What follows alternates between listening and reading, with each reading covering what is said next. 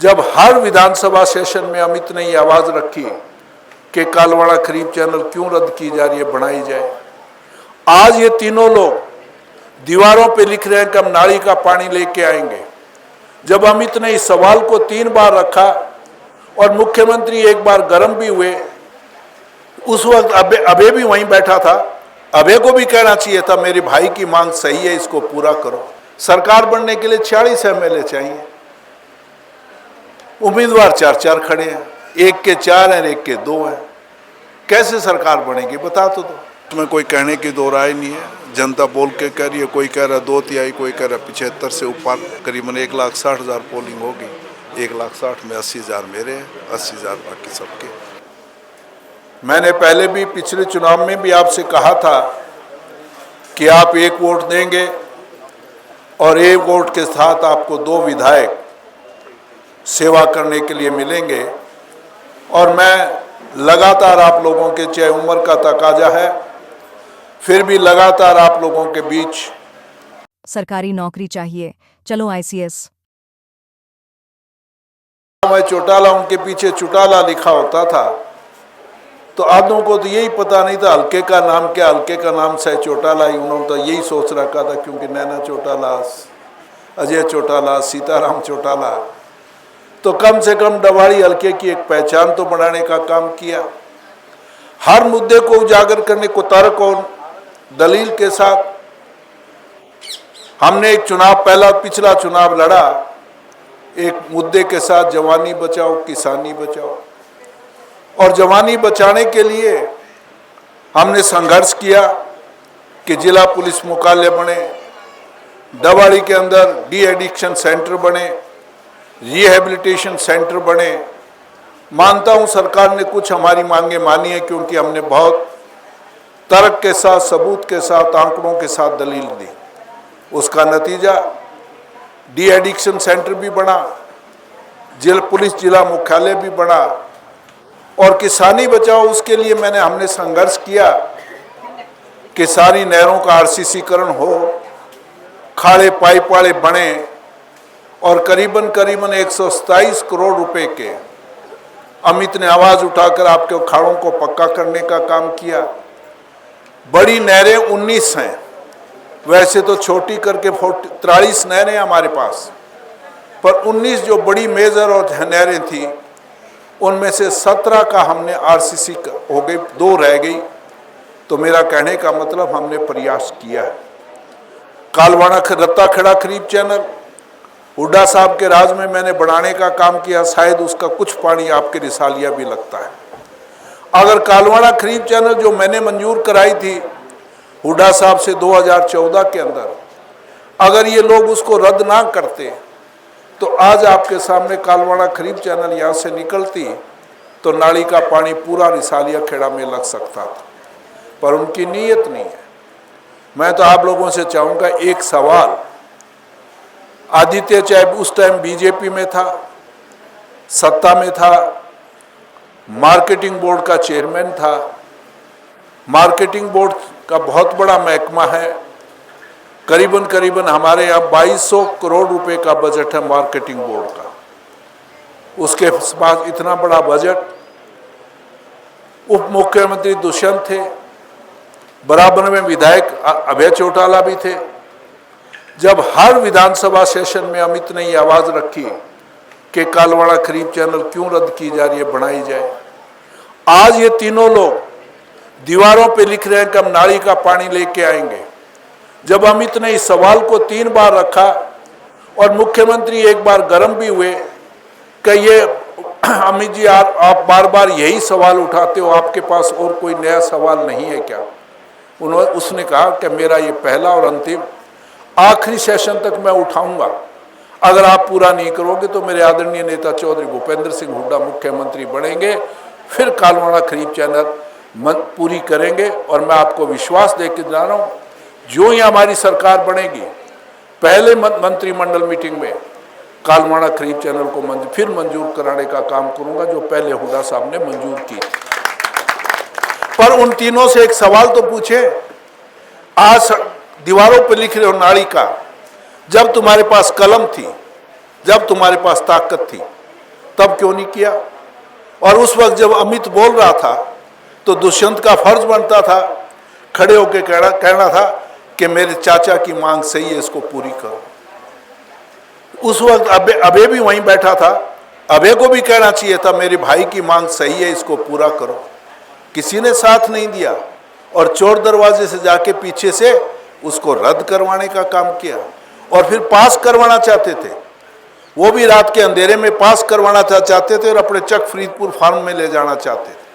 जब पता लगा हमने इस साजिश को, तो इस साजिश को मैंने कहा हमें कोई दिक्कत नहीं, चाहे आप उनके चक फरीदपुर भेजो, पर मेन जो लाइन है वो बने, उसमें चाहे ब्रांच दे दो, मुझे कोई ऐतराज नहीं किसी के खेत में पानी लगे, पर मुख्य जो खरीफ चैनल है उसको क्यों रद्द किया गया?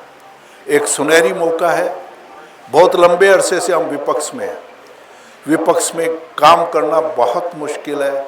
ये तो गेदर साहब से भी पूछ सकते हो, करीबन साल हुआ होगा आपको, ये तो इनसे भी पूछ सकते हो। विपक्ष का काम विधानसभा में आपके हलके की मांग को रखना, मुद्दों को रखना, तर्क के साथ, दलील के साथ सरकार को मजबूर करने की हम कोशिश करते हैं, वॉकआउट करके, प्रोटेस्ट करके, धरना देके, पर सरकार माने ना माने हम कुछ नहीं कर सकते। हमने प्रयास किया विपक्ष में, अगर प्रयास ना किया होता तो अमित को सर्वश्रेष्ठ विधायक का इनाम कैसे मिलता ये बताओ। और आपके ज्ञान में होगा विधायक देने वाले, सर्वश्रेष्ठ विधायक चुनने वाली कमेटी कौन थी? 6 मेंबर थे, उसमें मुख्यमंत्री बीजेपी का, उप मुख्यमंत्री जजपा का, स्पीकर बीजेपी का, डिप्टी स्पीकर बीजेपी का, पार्लियामेंट मिनिस्टर बीजेपी का, तो 5 लोग हमारे विरोधी, 6ठा मेंबर विपक्ष के नेता मेरे आदरणीय नेता चौधरी भूपेंद्र सिंह हुड्डा। तभी कुछ कारण है तो 6 आदमी एक तरफ गलत लिखते तो विधानसभा को दिखाना पड़ता कभी इसको क्यों नहीं दिया गया, और दिया गया उसके लिए भी उन्होंने बोल के बताया कि ये कारण है।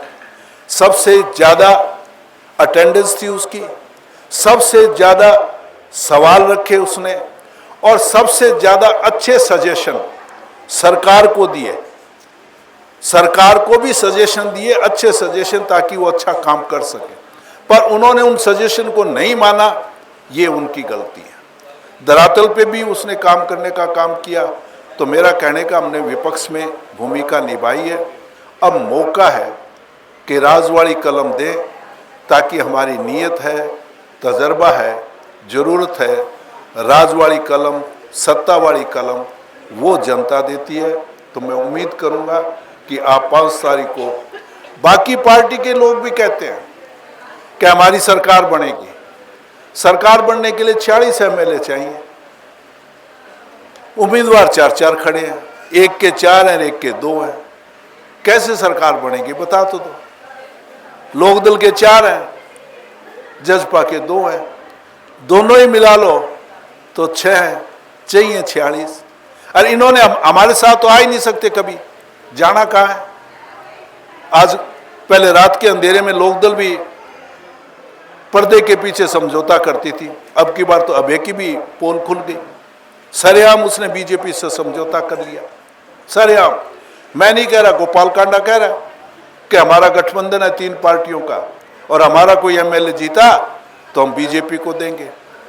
और यहाँ तो आपके सामने जिस तरीके से उम्मीदवारों का चयन हुआ है, साफ स्पष्ट है कि लोकदल के कहने पे टिकट दी है, अपने आप को बीजेपी ने घुटने टेक दिए, बेचने का काम किया है।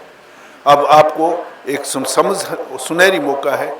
बहुत लोग कहते हैं कि जी 60 साल पकड़ रखी है, क्या पकड़ रखा है? काम को पकड़ो। अगर मैं भी तुम्हें काम ना दूं, 5 साल अगर अमित बनता है, एमएलए बनता है, भगवान की दया से, आपकी दया से और हाईकमांड की दया से अगर मिनिस्टर बनता है, अगर 5 साल वो सही काम ना करे तो अगले चुनाव में उसको भी वोट मत दो। काम को वोट देना सीखोगे ना, तब काम होंगे। अब लोगों ने कहा जी हमने 60 साल से लोकदल को पकड़ रखा, पकड़े रखो, किसने पूछना आप? ये एक व्यवस्था को बदलना जरूरी है। एमएलए बनाना ही सारी कहानी नहीं है, सबसे बड़ी बात है व्यवस्था परिवर्तन। आप उस आदमी को वोट दो जो आपको काम दे और मान सम्मान दे। अगर उसमें डॉक्टर केवी सिंह भी नहीं है तो अगले 5 साल में मेरा भी कान पकड़ के टट्टू पार कर देना, तब जाके आप दूसरे को सबक आ जाएगा कि लोग किसी को माफ नहीं करते, काम करने वाले को वोट देते। इस राजनीति को हमें लाना होगा, तब जाके, अदरवाइज ये हल्का पिछड़ता जा रहा है।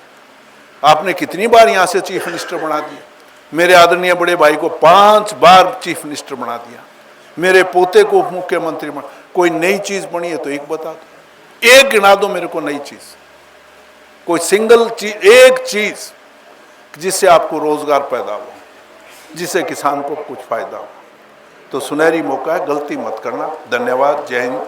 मैं गैदर साहब का फिर तहे दिल से और उम्मीद है कि आप इनकी बात को मान के और इनकी अपील को सुनकर अमित का साथ देंगे। धन्यवाद। हमारे साथ मौजूद हैं डवाली हलका के कांग्रेस प्रत्याशी अमित शाह जी के पिताजी डॉक्टर केवी सिंह जी। तो आइए हम इनसे जानते हैं कि चुनाव प्रचार कैसा चल रहा है। अच्छा, नमस्कार जी।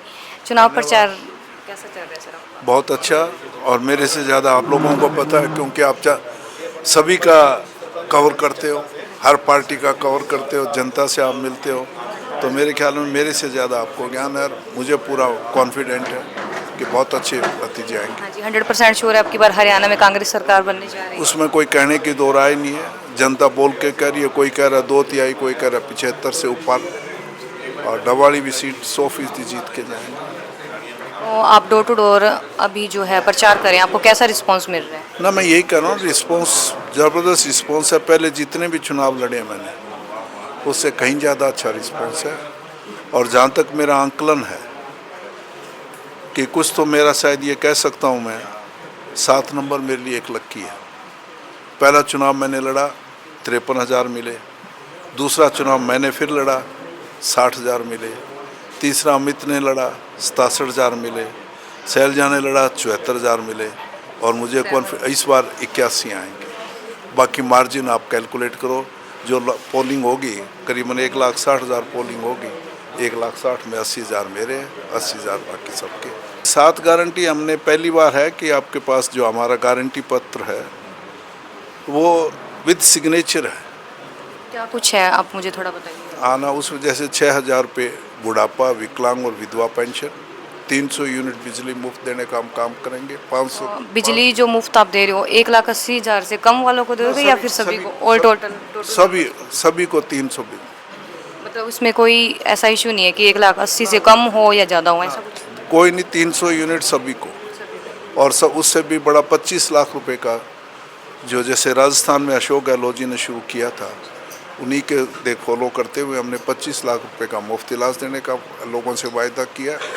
इसका इलाज जो आपका प्राइवेट हॉस्पिटल में एम्पैनलमेंट किए जाएंगे, सरकारी हॉस्पिटल में भी, प्राइवेट हॉस्पिटल में भी 25 लाख रुपए तक का फ्री करेंगे।